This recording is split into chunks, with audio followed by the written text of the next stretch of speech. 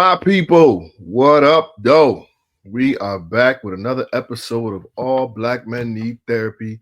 My name is Chief. And I'm Adrian. And Bell calling me on the phone right now. Let's see what's going on. This is live. Yo, I sent it to you. ABMNT. I'll send it to you again right now. Peace. That's right. That's why. I'll send it to. I don't know. Where do I send it?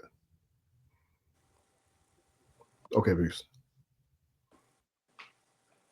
Oh, my bad. Messed that up. Dumb in the face. So I sent him the link, but I didn't send him the link. So he joining on right now. Y'all got to witness that.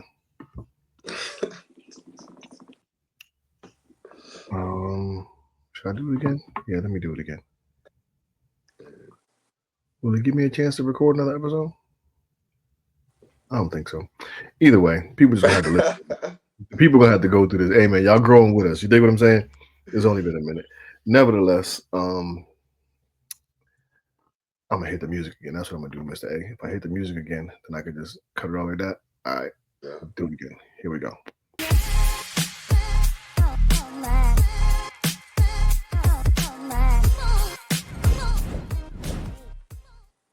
My people, what up, though? We back with another episode of All Black Men Need Therapy. My name is Chief. Hey, what's good? I'm Adrian White. Yeah, y'all see that? We got LCSW, LCAS, LMNOP therapist, Mr. White on the joint with us today. Mr. White pops in. Today is Mrs. Powell's birthday, so our brother Prentice is treating his lady to an evening of kindness for her birthday. Happy birthday, Mrs. Powell, and all that. Bell, what's popping, baby? What up, fellas? What up? Ain't nothing. Your mic a little low, cuz hit the button, B. Yeah, I don't know why it's low. It shouldn't be. No, it's probably gonna be louder. Is that better? That's better. That's better. I just moved. Yeah, so I had started the episode before you got on, and then you called me, and I was talking to you while it was recording, so I hit the music again and started all over again. But I think I'm just gonna leave it like that anyway, and people just gonna have to get with it. You know what I'm saying? Get down and lay down, cuz. You know what I'm saying? I'm not even sure what just happened. What do you like? What do you mean? I started the episode, and then you called me as soon as I started it. So I was talking to you while we was recording, and then when we hung up, I restarted it. I put the intro music on again and started it again, so I could just cut it. But I might just leave the whole thing, let people just see, you know what I'm saying? We make mistakes too. You dig? Anywho, check in, Bell. What's good? How you living? How you feeling? I'm good, man. Busy. That's really it. Just busy, man. Just busy. Like that's it. I got a lot of work stuff going on that's going well, but I'm just trying to see through the finish lines. Long-term, not long-term, but nothing that's going to be closed within the next couple of weeks is all like, longer process stuff. Got the investment property going well. We got the demo done. Man, if anybody listening to me, we bought this house and it had a dumpster in the yard. I need somebody to come get that thing. Like, I don't know. It's a 5-yard dumpster. God knows how long it's been there. I called a couple scrap yards today. Everybody said they'll take it if I can bring it to them, but that's a whole nother thing. They left. You think I'm calling you? How the fuck is I supposed to do that? Exactly. Like, they left the car in the yard. We had the junkyard come pick the car up. But yeah, we're running into some little things. Shout out to my man Marcus. He came through and blessed us with a quote for the chimney and gonna get us right. So, it's just good to know people. It's good to have good relationships. Dealing with some I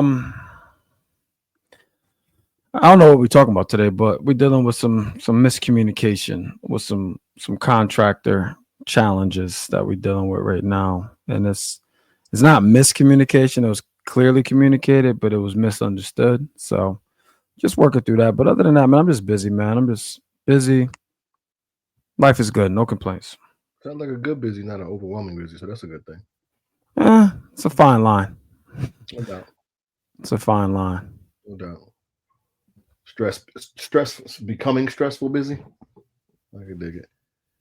Mr. White, how you be? How you living? How you feeling? Check in, B. What's going on? What's the latest?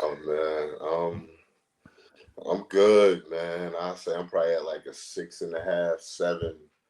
Um, I just hired me a black male therapist. You know what I'm saying? So I'm like, that's a bet. So he can kind of catch all my overflow now. You know what I mean? Word. And I got 2 women too. So that's good business growing. So that's good stress of, you know, I feel like I ain't a boss until I cut somebody a check. You know what I'm saying? So that's when you're really a boss, you know. So I am looking forward to doing that with them.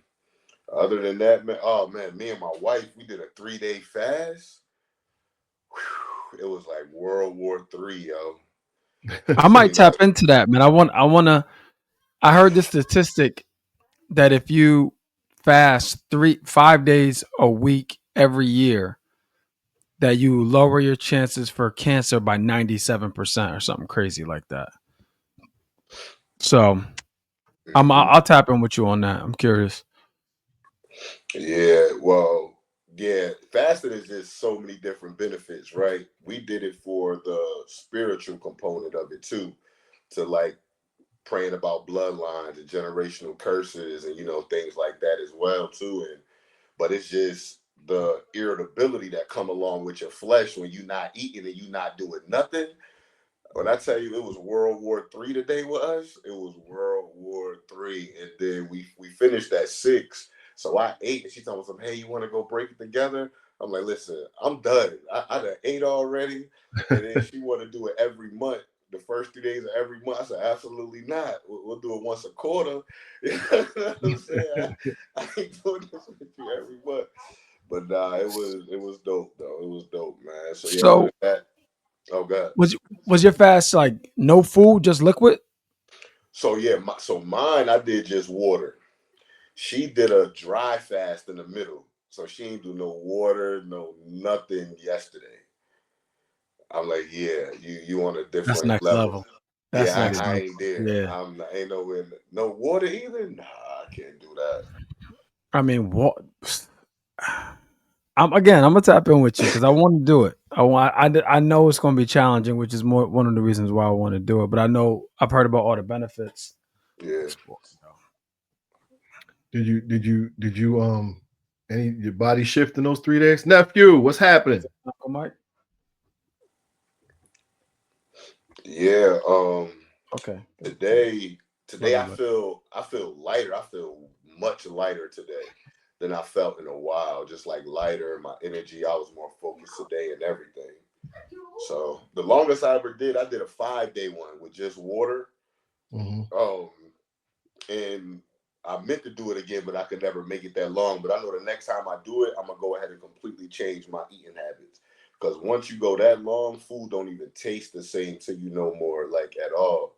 So I'm like, the next time I do a big one, I'll probably start with more salads and stuff like that, since I don't really got no taste buds, and try to reshape them so I don't fall back into the burgers, man.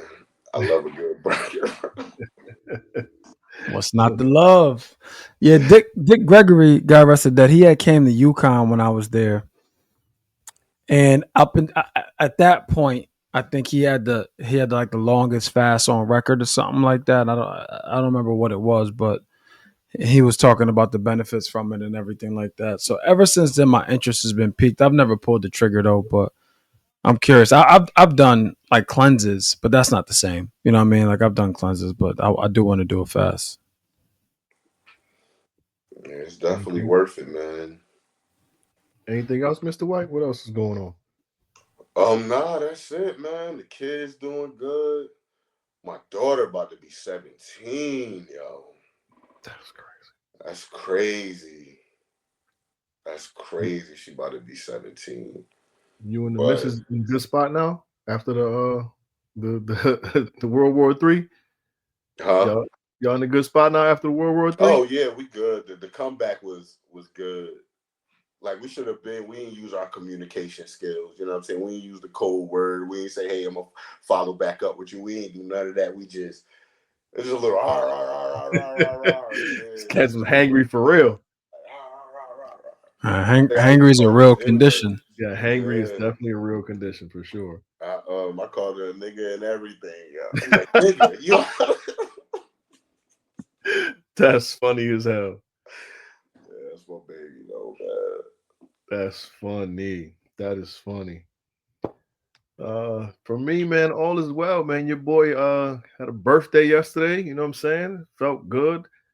Got a little challenge with the fellas going on, just conditioning and trying to get ourselves right. So it's been trying to hold myself accountable since the start of the month. I know it's only 3 days in, but it's been consistent. I'm getting up early, tired as ever, but still making it do. So I'm feeling good about that. But I treated myself yesterday, man. I left work a little bit early, went out to New York, went to a Toby Chukwu Wigwe concert. It was dope, man. It was a real dope night. Busta Rhymes guest appeared. It was just a real dope night, bro. And I had a good time. I got back late as ever, but I needed a kind of a woosah for myself. So I did that, and I felt good, even though I was stupid tired on the way back home. I felt good. And I dropped my joint yesterday. You know what I'm saying? For those who don't know, your boy got a book. You know what I'm saying? My book is out, Poetic Therapy, my first collection of poetry. It's just, How many pages? That thing look thick. It's I want to say I don't even know. 94. That's what's up. You how you marketing it? I ain't. I ain't, but it's gonna be more of them things where I'm keeping it with me. I'm gonna be doing a lot. Like I got a lot of things coming up, so it's gonna be good to like sell merch at the end of my shows. I have a lot of books and people always want stuff, and I just never have them. So fun fact, I used to make a little chat books where I would just get the paper, staple it together, and that make people will buy them. But then I told people I got books, and then one day I gave it to a dude. He's like, "This ain't no book, man." So I'm like, "A word." I'm like, "Words, how you feeling?" So I was like, you know what? I'm about to put these poems in a book and make it do. Shout out to my man Christopher Michael and 310 Brown Street, the publishing company. Got me right, man. So I'm super excited, man. I feel really, really, really, really good. Actually, about Christopher Michael, yeah, that joint right. Well, that's like a playbill, so that's different. Well, that's what you was selling at the thing.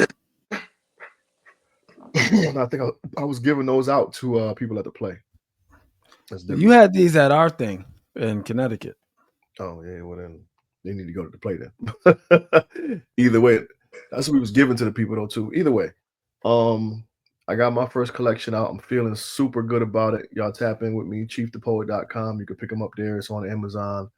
You know what I'm saying? You want to hit me directly, I could be signed to jump off and get it back to you and whatnot. But I'm about to have a book release party just to kind of have some people come perform, maybe read a little bit out the book, and then Q&A type deal, just to kind of help promote it and get it out there. But my man, you need to listen.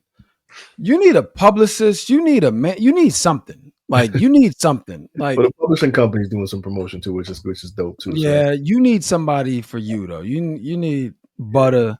You need to. You know what you need to do? Holla at Butter. See if he'll manage you for a percentage, man. Like you need something, man, because it's like you putting out you're doing a lot of great things, but you're not wired, and a lot of creatives are not like this.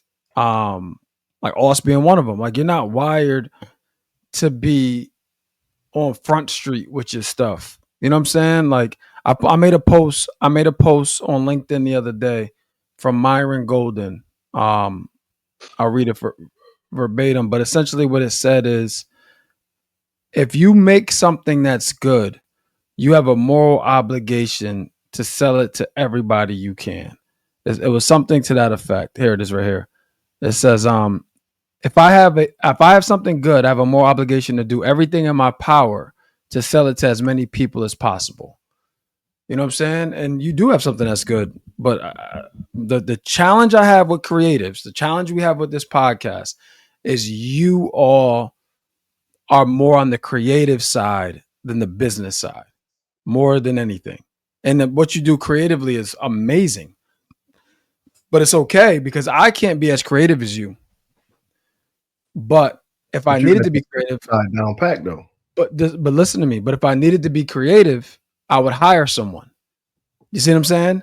Where you're creative, and if you need to get the business part down, you need to hire someone because you're not going to see it that way, and you don't need to see it that way. Like that's not how you're wired, and that's okay because you can outsource that stuff. Yeah. But you gotta. I personally believe what's stopping you is you're clenching on to everything so tight. Because time to do that for 100%. But that's what I'm saying. It's like when you let it go, it will grow in abundance. There's only so much you can do, bro. There's only so much you can do, man. You know what you could do, Chief? Get a wife, bro. Listen. Hey, Mr. White, I'm not even playing with you. I know that's going to be a supreme catalyst to my level up, but it ain't that easy. If it was that easy, I'm just saying. You know what I'm saying? If it was that easy, it'd have been done, bro. Trust me. He's right though. Like in theory, yeah, that makes sense. No, 100%. I'm not in denial of that at all. At all. I know it's going to be a supreme impact. I mean, you could also pay for a wife like a business manager too. It just all depends. You could expedite the process if you chose. You know, like it all depends on where your priorities lie. But too, I would look for that too, like in a wife, like somebody who has that skill set that will. Everything should be about purpose. So you know what your strengths are. You know the areas that you need help in, and you need somebody who is more of that boom boom. If you could find that in her, it's a wrap. Like I'm not an entrepreneur for real. I'm a 9-to-5er, but my wife is entrepreneur and business, like MBA, everything. So she organizes everything. I be trying to. She got the systems and all of that. What? Yeah, systems, everything. Now we need this. We need an extra account for this, and this got to go through that. And I give her an idea. She done. We was talking about like voiceovers and stuff. She done created a whole YouTube channel and got a name. I'm like, babe, you ain't trying to do all of that. She's like, yeah, you give me something, I'm gonna run with it. And like that's how we totally different. But that works for us too. You know what I'm saying? And since it's about the bigger picture, I feel like that's one of the things that's always gonna, keep us together, the purpose. So move that, slide that joint up a little bit, bro, because you were sounding all right a while ago. The microphone, you took it off? Yeah, I took it off. I've been took it off. I didn't put it back on. Yeah, you were sounding sounding good. You just sound real low right now. I didn't have it on since we started. I was about to say he's been sounding the same to me. I don't know, but when you just like leaned in a little bit, obviously maybe because you're closer, yeah. Oh, okay. But no, man, yeah, that's definitely gonna be a catalyst to the growth. But I do need to hire, to outsource for sure. But it's some beautiful things on the horizon, man. Bill, I'm in your hood next week. No, the following week, the 16th on a Wednesday, back at the City Winery with the Flow Assist from Flowetry, Queen Sheba, multi-Grammy nominated people.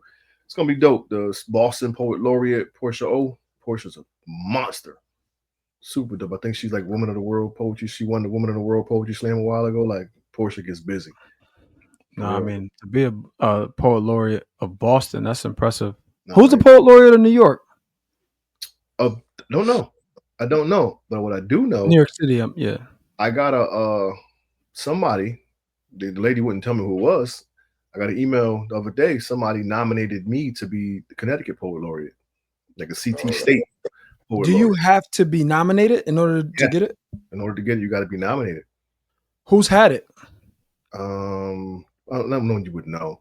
Black lady has it right now. Antoinette Brim Bell. She's the CT State Poet Laureate. It's a 3-year term, but I just submitted my application today. Like you have to get nominated, and you got to a bunch of stuff you got to fill out. I just finished it up. I filled it out today, but I'm waiting to just kind of hear back and see what happens. I think the deadline. How long is the term for the city for New Britain? I've been reelected twice now.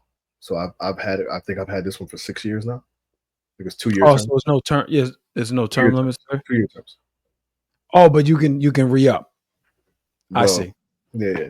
So yeah. So that's gonna be cool. So I mean, there's a bunch of things in the works, man. get to see T State when you're doing a lot of more, political events and whatnot. A lot more political events. So it's gonna be a good journey. But we'll see how it goes, man. We'll definitely see how it goes. But yeah. Wait, hold on, wait, Chief, right quick. How much I got to cash app you for an autographed book, man? $20. All right, what's your cash app? Chief the Poet, CHIEFTHEPOET. I'll autograph the joint and put it in the mail, cuz. You said, oh, there you go. All right. Appreciate you, boss. Yeah, so any of our people, you know what I'm saying? Hit me up, shoot me an email, and I can get you a copy. You dig what I'm saying? Put some work into this thing. It felt good. I've been holding on to it for a while. And just like, it's my birthday. Let me just get a people a treat. Wait, you've had it for a while? Like a week and a half. Oh, okay. I mean, but still, I was excited when I got it, but making it do what it do. Nevertheless, fellas, let's get right into it, man. This will be a quick one, I think. But I was watching scrolling through, I think, and I scrolling through Instagram, and I saw a little clip with Dr. Dre, and he was talking about just, he said specifically like success is the best revenge. He's like, the only thing you can do is win so big that all of them constantly compare themselves to you, and you'll forget that they even exist. And he said, success is the only revenge. It's not the best revenge. It's the only revenge. And I think a lot of us may carry that mentality, but it wasn't until maybe our adult lives and whatnot. So we can't say that we've always been through that. And I know I've done some petty shit in my past. I don't know. I can't think of anything right now, but I'm sure it'll come up. But in terms of revenge, like, do you guys have a moment where you was like, you had to get your get back? If you think about like something, I mean, I don't know how big or how small it can be, but like, have you had a moment where you can sit back and go, damn, I needed to get my get back for this because I didn't like that, or he thought he had one up on me, or whatever the case may be? Adrian, you want to go or you want me to go first? Nah, you go ahead.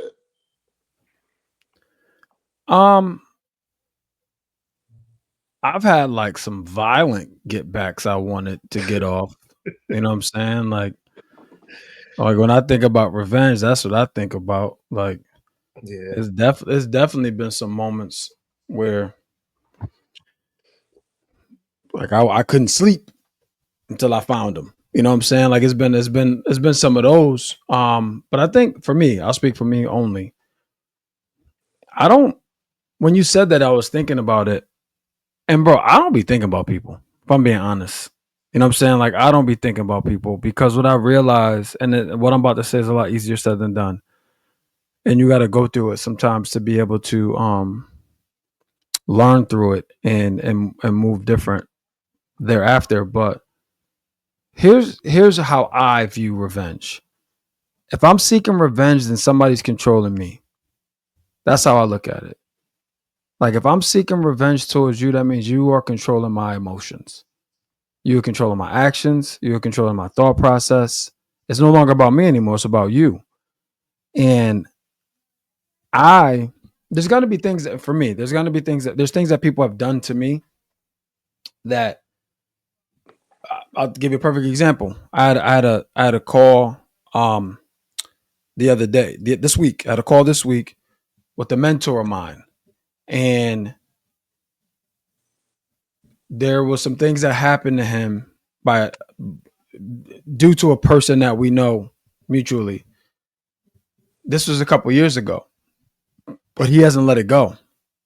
He still talks about it. And not like it doesn't control him, but he's not going to miss an opportunity to talk about it if the opportunity presents itself. Whereas for me, there were some things that happened with me and that same individual, but I let it go because the longer I hold on to that animosity, revenge, they control me. And that's me. I'm not speaking for nobody but me. Like, that's me. So you're not going, like, if somebody does something to me, I'm human, right? So it will bother me for a period. But once I cut it, it's over. It doesn't linger anymore. Like there's been times where when I was younger, when people did things to me, and I'm like, man, I can't wait to bump into him. You know what I'm saying? And I'll be waiting and looking and always ready. But like, for what? Like, for what? So no, I mean, revenge is the only or success is the only revenge. I mean, I ain't got shit to prove. That's kind of how I look at it, man. Like, yeah, but I just think like I can think of not specifically, but there's been times when like, a word, all right, I'll show you, and it wasn't necessarily about them. It was more like something that subconsciously motivated you on some spite from somebody else. Like, okay, bet. You know what I'm saying? Kind of like, I don't know. I don't have an example right now, but like if you're talking from like a spark standpoint, like somebody minimizes your contribution or dismisses your capability, you know, and you're saying, I'll show you in that moment. And but it, are you, yeah. But and are you, I'm saying in many cases it doesn't become about that person. That success part rings loud and clear with us. Like, you minimize my contribution or ability to do so, and I prove you sparked a motivation in me to kind of show you otherwise, and it's never going back. Like, yeah, you did isn't that. that, but see, for me, it's about showing anybody, not anymore. Right. Please be clear, not anymore for me. It used to be, but not anymore. It's not about that. Like if you gave me, if you said something to me, we talked about insecurity last week, right? If you said I can't do something, and that sparked a insecurity in me, I will work to overcome that insecurity for me. You know what I'm saying? Like, it won't be about that person after that conversation. Like, for me, like, that's how I'm wired, because I can't give them that energy. I can't. I can't. I That's think me though. I think when I've applied, like, I've definitely used that logic to pursue certain goals or achieve certain accomplishments, and it's never been like a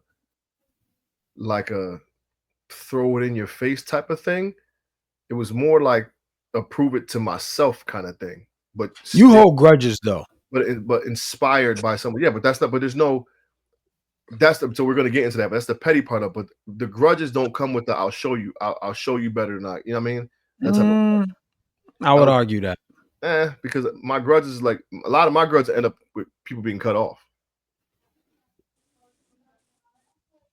Like, if I'm holding a grudge against you, I'm probably not rocking with you no more.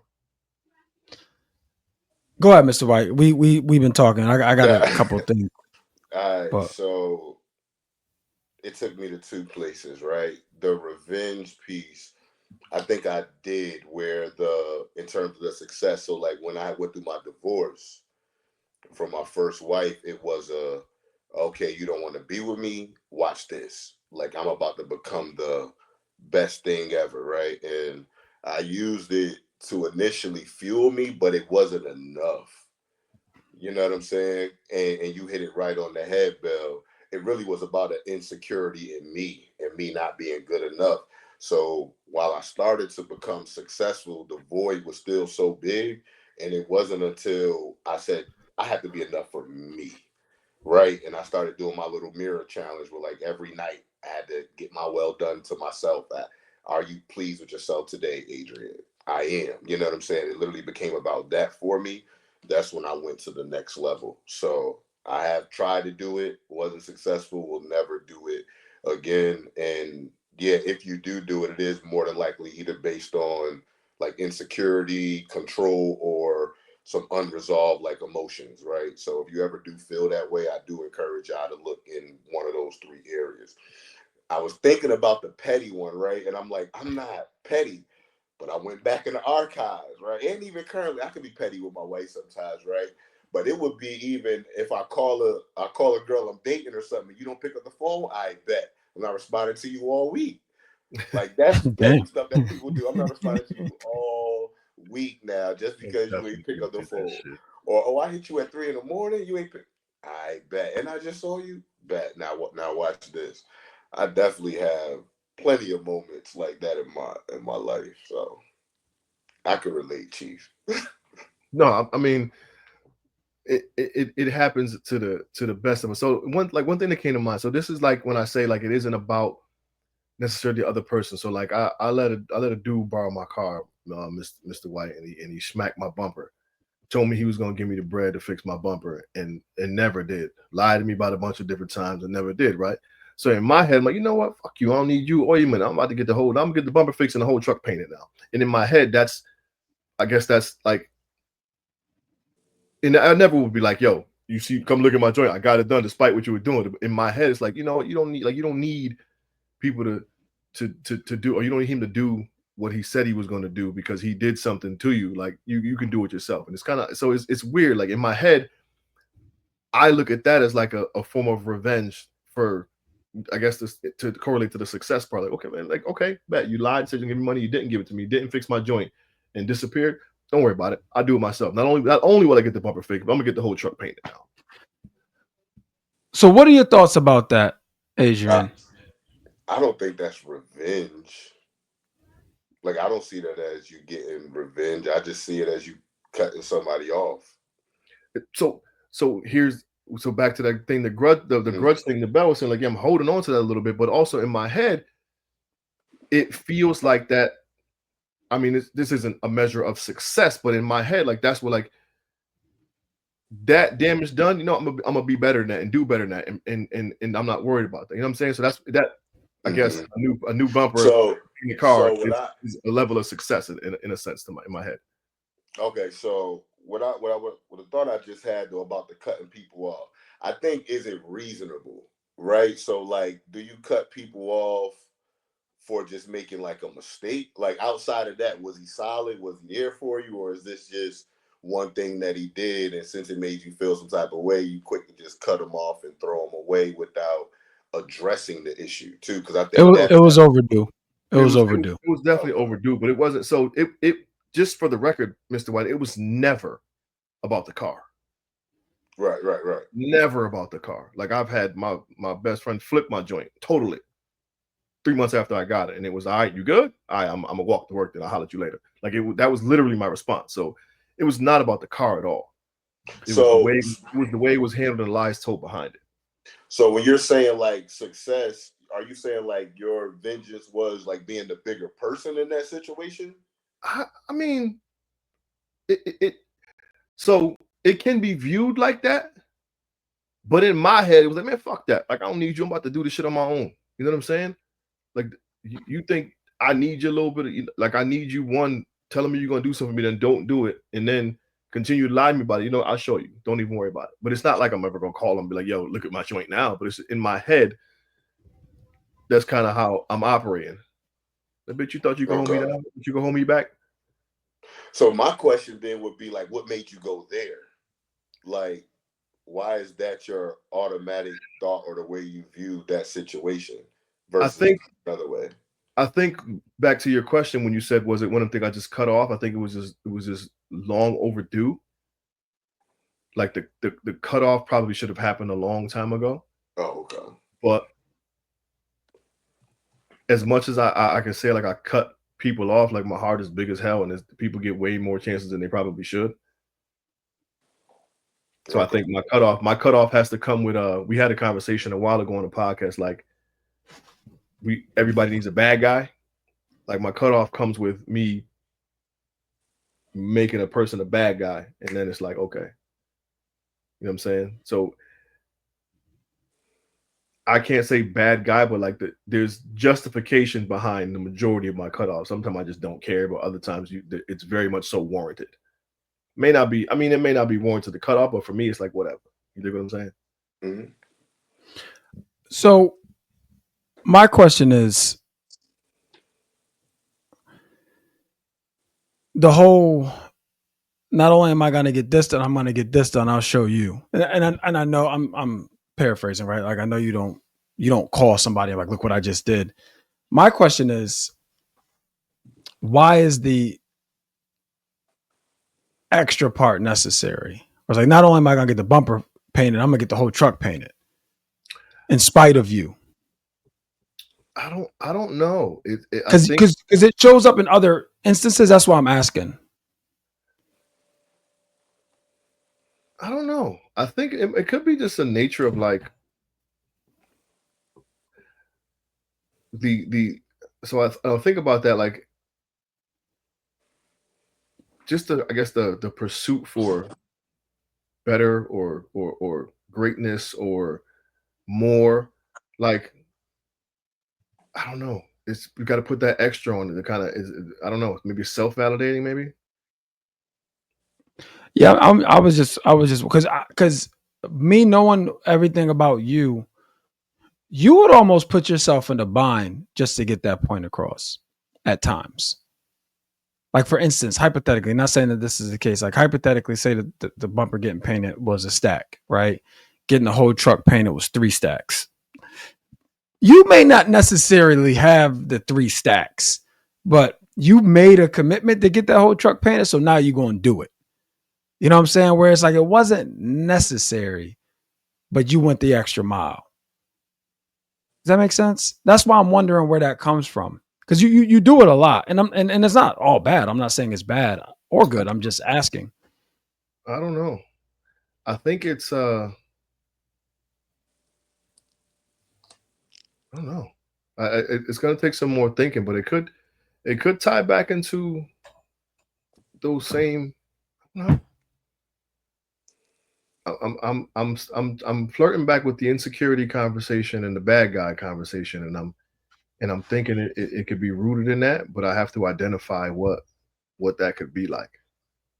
Yeah, it reminds me. I'm not saying it's similar, but it reminds me of the stories you hear about black people going to these designer stores and the sales reps assuming they can't afford something. So they end up buying more stuff to prove it to them. You know what I'm saying? Like, yeah, but that's not even my like. I see what you're saying. Like I get the. But you see how they can be in the same vein, though. No, I get the rationale behind it, but that's that's not how I operate. Like, but it is though. I just don't know the logic behind it because it's the same thing. No, I understand the rationale, but that just in terms of like that particular regard, like with the designers, like I get what you're saying. That's all I'm saying. But the trigger in both instances caused a trigger caused the same result. Is all I'm saying. Yeah, in both instances, I gotta dig deeper and find out what that trigger is and why the response is that way. Yeah, it sounds like it probably is insecurity. Because remember, for the most part, I was thinking about insecurity, self-control, and some unresolved emotions. Right. So for if somebody does something to you and because based on what they do, it's like, okay, I'll show you. It's almost like I have to prove that I'm worthy and that you should not have done this to me, type of thing. Right? Like, who are you? You did this to me, like me. Okay, let me go. Not only take care of in that particular regard, I think those words can be said verbatim. Like in this particular regard, like it does feel like after all I've done for you, this what you're gonna do to me? You know what I'm saying? So and ooh, and right quick, don't mean to cut you off. So what it could be too is a defense mechanism because you don't want to just be sad about it. Like we don't like being sad, but like you said, you done all of this for him. He messed up your car. You don't even care about the car, but he didn't pay you back. Not even communicating to you about it. Like that's sad. Yeah. So here's the thing, though, Mr. White. Like I think I'm dealing with the dichotomy of both of those measures because I've allowed myself to feel how I feel about it and still carry that same like, you think you could do this to me? You know what I'm saying? Like for real, like so I've processed the pain and the hurt behind it, and then this is how I guess that's in my head how I convince myself to heal from that. But you see, in my opinion, in this specific situation, you don't got anything to prove. You know what I'm saying? Like you've proved everything. Like there's not a measure in which one is measured in terms of selflessness that isn't off the charts in this particular situation. So for me, I'm like, what do you feel like you need to prove to him, or what do you need to feel like you need to show him? Like, it's like, yeah, but that's the thing though. Remember, I tried to explain it, but it's not about him. Like it's again, I think it's more of an insecurity or a self-validating thing, or like Mr. White labeled it, unprocessed emotions. But again, I really feel like I've had my moment of resolve with myself in pertaining to certain situations and have dealt with it. And I think the way I continue to pull myself out of the funk would be to process. One thing with me, like when I notice anything like that with me, I always try to go back to when I first felt like that, or I first kind of did that, right? So that's probably when you get some time, I would kind of explore from that standpoint. Like, dang, when was the first time somebody did me wrong and I cut them off and I had that I'm gonna show you type thing? When did you first started to kind of see that? That may yeah, help. that's gonna take a whole bunch of thought, a whole bunch of thought. But I've been like you mentioned petty a little while ago, and one of the questions I had was like, is there a guilt that comes with the petty things that we do, or towards the people we no longer, if it's done specifically towards a person, whatever. Like, is there a guilt that comes with the petty, Mr. White? Because you mentioned there have been some petty things you did. Like, is this in terms of like a word? I'm not gonna answer my phone all week. Hey, can we pause this petty stuff real quick? Because I just thought about something, and Adrian, I want to know your thoughts on this. This is a general question. Do we feel people have too much access to us? Absolutely. Yeah. Here's why I asked that. Because if we're cutting people off, and we've all done it, myself included, right? We've all done it. If we're cutting people off,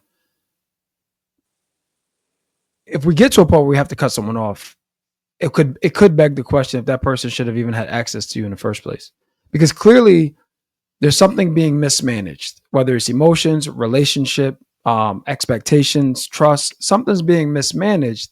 And as a result of nostalgia, family blood, right? Family ties, we keep people around.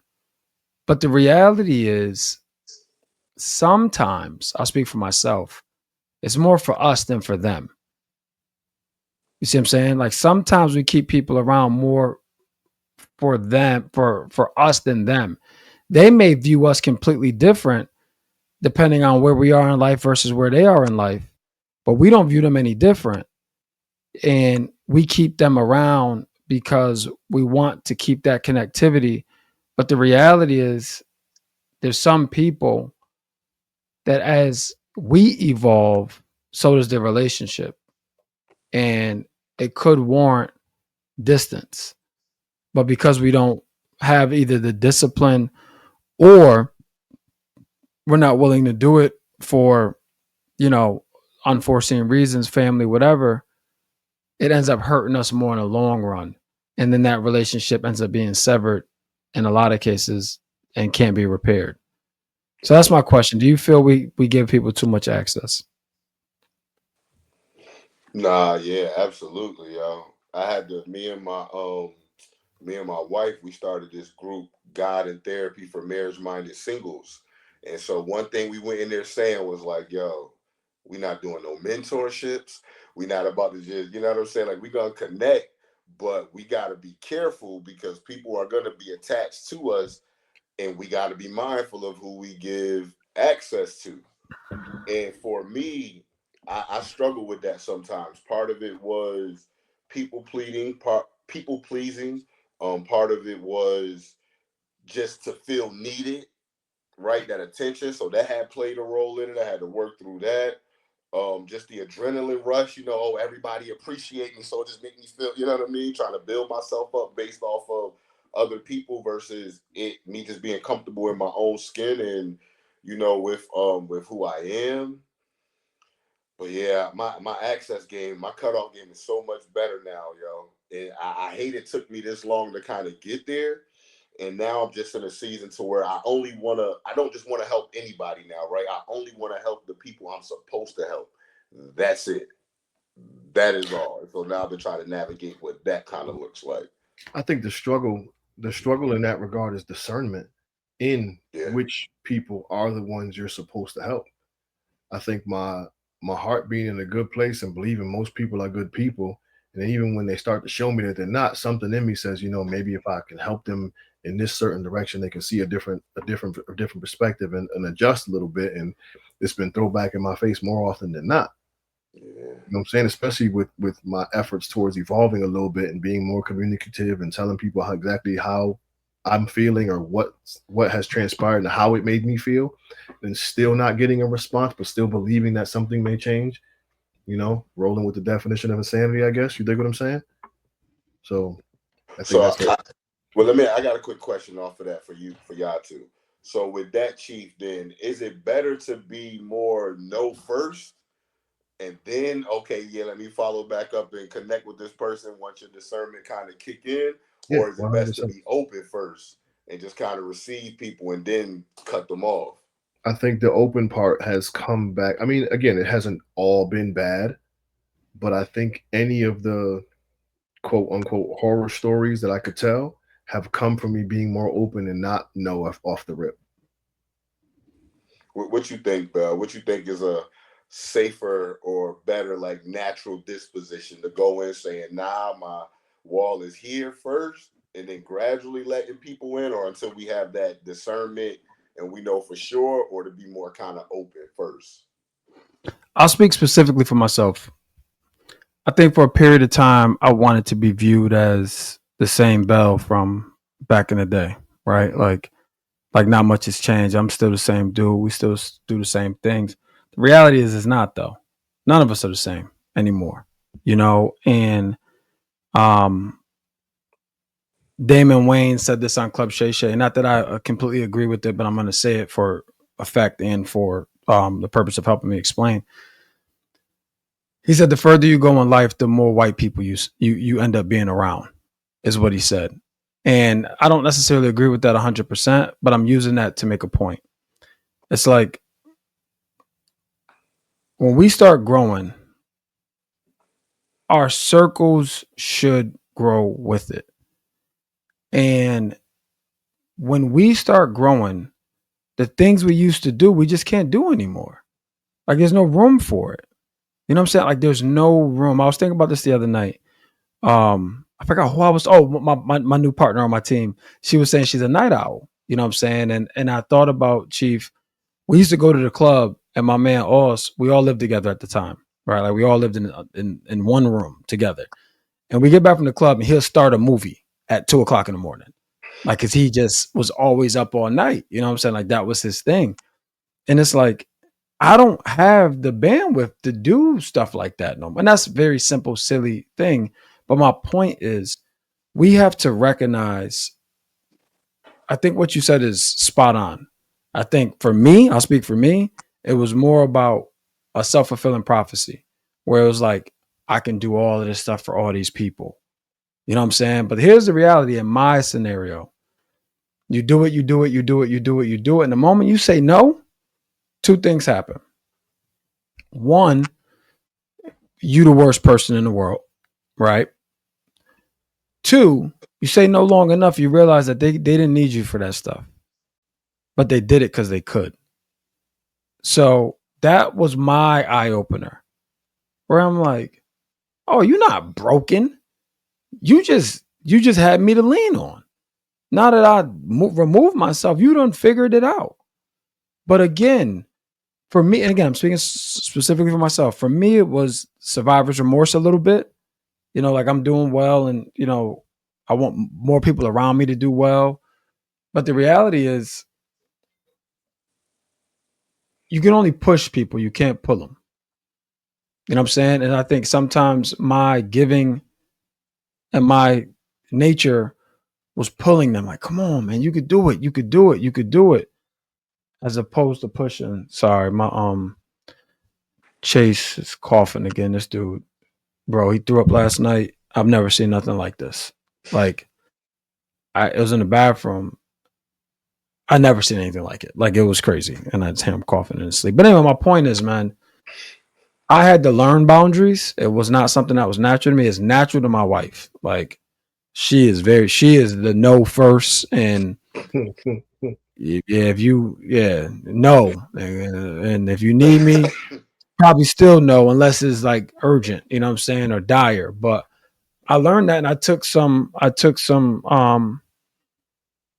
heed to what she was doing, because the reality is this, man. As much as we don't want to, it is for the betterment of us to put ourselves first.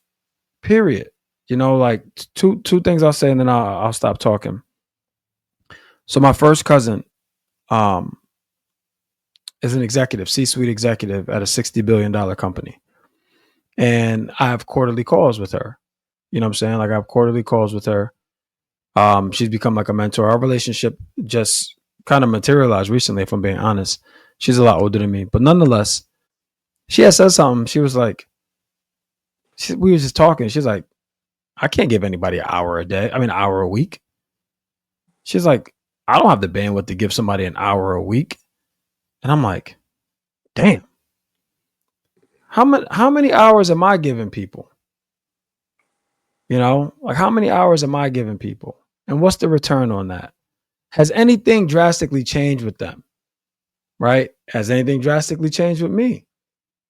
So how is my time best spent?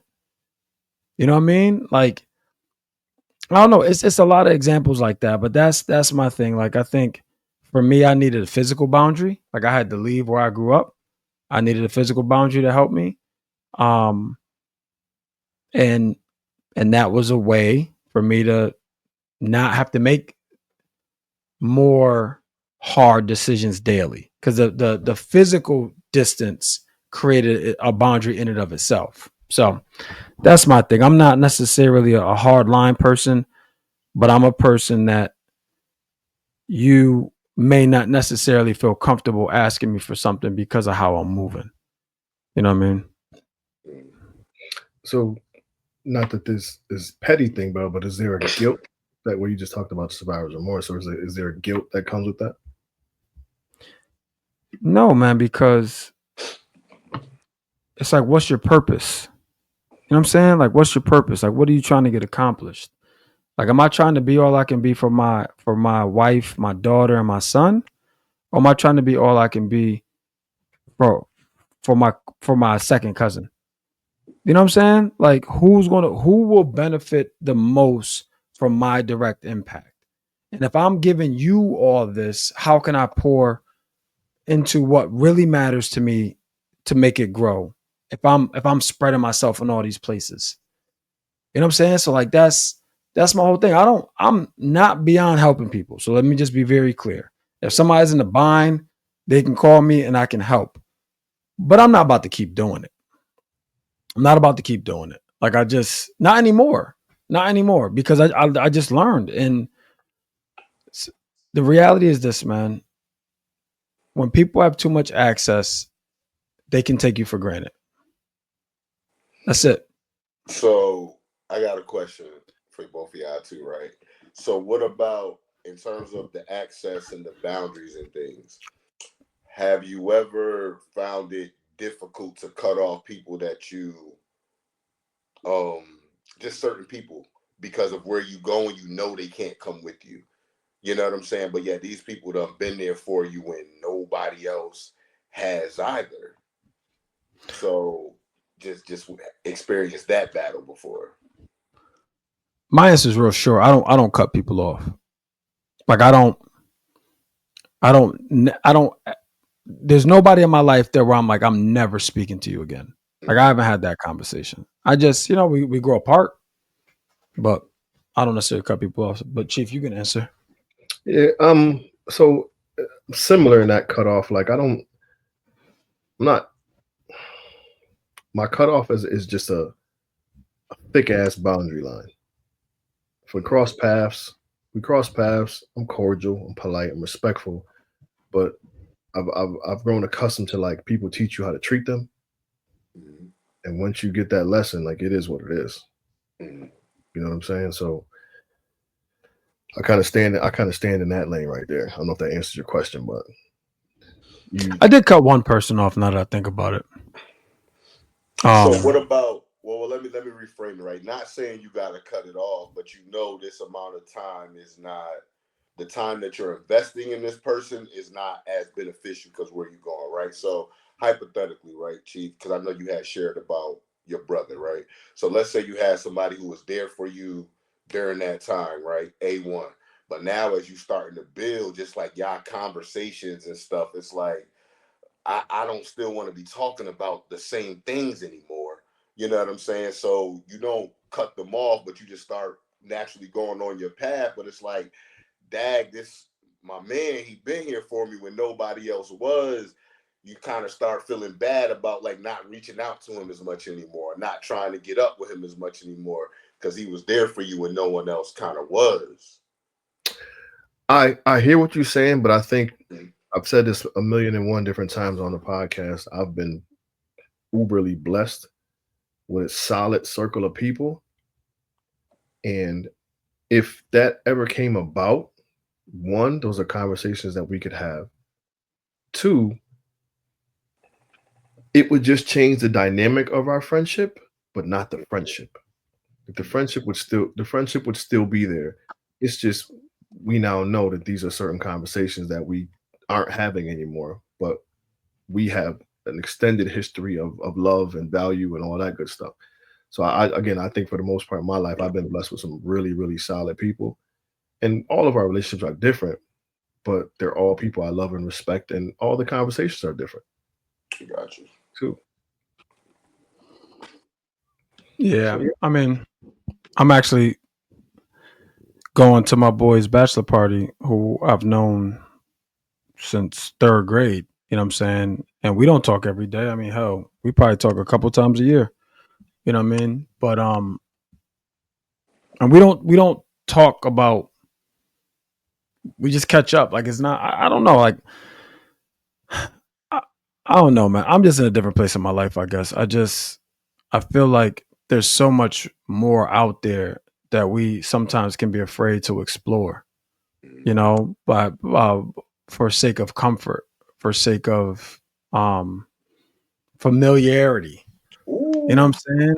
Like that's my whole thing. Man, I've always been a risk taker. I've always done different things that my friends didn't do. Like always. And not because I felt like I was better. I was just like, let me just see what else is out there. Like, I don't know. Like this could be pretty dope, you know, but nobody I have around me has ever experienced it. So let me see what's what, you know, and I do think our experiences will shape our relationships. You know, like again, not they won't end our relationships; they'll just shape them. You know, like I don't I like Chief said, like he has different relationships with different people. Like there's certain things I talk about with one group of friends that I don't talk about with other group of friends. Not that I couldn't talk to both of them about it, but one just wouldn't be as interested.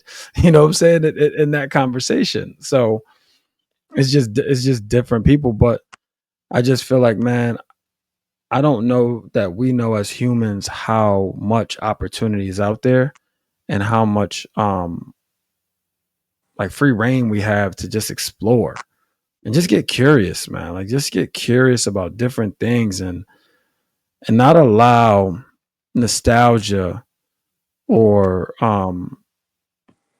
survivor's guilt to keep us in a place, man. Like my daughter, she's about to move down there where you at, Adrian. She's moving to Charlotte.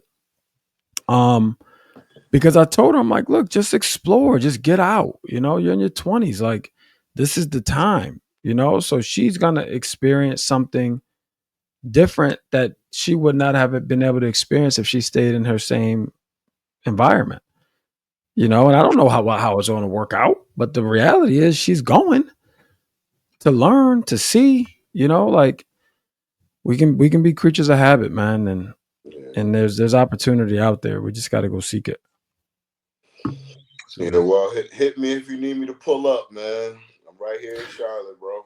Yeah, she's looking in Charlotte, she's looking in Rock Hill, she's looking at all those areas. We're trying to find her a job. So if y'all hiring in Charlotte, let me know. But we're gonna find her something. I'm not worried about it. You know, Reese in Charlotte, bro. She in Charlotte. She's somewhere. She just messaged me. Might be a fave, but I'm not sure. Either way, Either way, it's North Carolina. at least you know people for sure. So we reach out to Reese and see what we can make shake. But yeah, I would love to keep the conversation going, fellas. But I'm tired, and I thought we had a good one tonight, Mr. White. We always appreciate you for pulling up and showing up for us last minute, man. Matter of fact, we're gonna have you on next time we get down to me, you, Bell, and Prentice. We can all get down and have another joint. We'll get you a microphone though, cuz. I ordered one. It's on the way. Okay. It didn't sound that bad to me. I also got headphones on though. Okay, so fellas, let's go ahead and jump right into these final thoughts. Wait, what was the topic of our episode? It was more so like the revenge. I called it petty revenge on the treatment, but I mean we can label it whatever we want to label it, as you know. But go ahead. Why don't you go ahead and take the first one, bro? Give me your final thought. Don't let anybody control your emotions, man. Be in control of your destiny. Be in control of your emotions. That's really all I have to say, man. Just know where you want to go and know what it's going to take you, or learn what it's going to take you to get there, and don't allow other people to make you feel guilty about doing what's best for you. That's my final thought. Mr. White. Right. I'll say make sure you continue to look inward, yo. Anytime you having any emotions, you want to be petty, you angry, whatever, take the time to explore yourself and really see what's going on. More than likely the issue is within. Outside things really don't matter.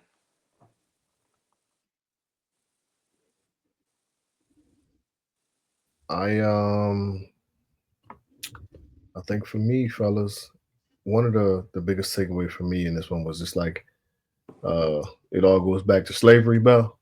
I think there's a deeper meaning behind a lot of our decisions, a lot of our feelings, and we got to dig and continue to dig until we can find the root of it, and then we'll be able to break some of these things down. But I do a lot of things, and not even realize that it can stem from some type of traumatic past or unresolved emotions or insecurity or something like that. So I think it's prime to just continue to dig deep until we can find the source of our problems. Only way for us to address it and heal. Yeah. So with that being said, y'all, hit us on our voice line. We got a voice line 860-410-6160. And you send us text messages, leave us a voicemail. If you call, one of us will answer. We try to. Bell will give y'all our where the joint at. It ain't there. You can hit us via email. allblackmoneydtherapy@gmail.com. Chief Prentice or Bell at abmnt.com. And hit him with it, Bell. Yeah, our mission is to create a safe space for Black men to openly engage in conversations surrounding their mental health. So please continue to tap in, reach out, and just know you're not alone, right? These things are often experienced but rarely voiced. So we just want to bring the voice to the experience. Right. I also learned, I saw something on X, was it X or Threads, one of them, but it said top 60 Black mental health podcasts, and All Black Men in Therapy was 10 on there. Like, appreciate your support. We definitely appreciate your support, man. So we number 10, we top 10. So that's what's up. So, it's only because of y'all, man. We just gonna keep bringing y'all episodes and having these conversations, and hope that we continue to grow and heal, and you do the same. So per usual, man, y'all do us a favor and hug a Black man today. Do it. And tomorrow. Do it. We out, y'all. Peace.